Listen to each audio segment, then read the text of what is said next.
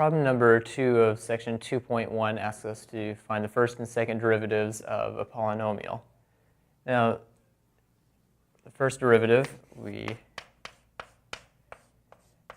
first apply linearity and just compute the derivative of each term. So the derivative of 10x to the 10th is we have a constant, and we want to multiply by the exponent, so multiply by 10, and lower the exponent by 1. So 10 minus 1 is 9. Now, next we want to add the derivative of the second term. So we keep the constant, minus 5. And now we want to multiply by, again, by the exponent. So we multiply by 8, x, and then we want to raise x to the power 8 minus 1, or 7. And similarly, we'll have plus 2 times 6, x to the 5th.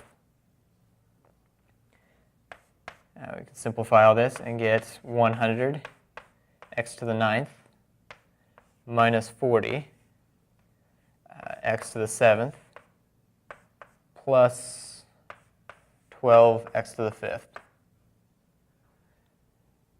And to compute the second derivative, we just take the derivative of the first derivative.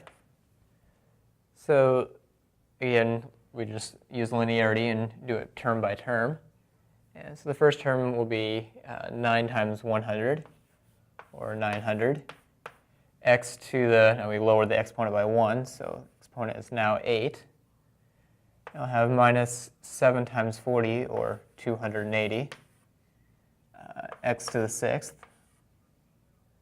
plus 60, x to the 4th.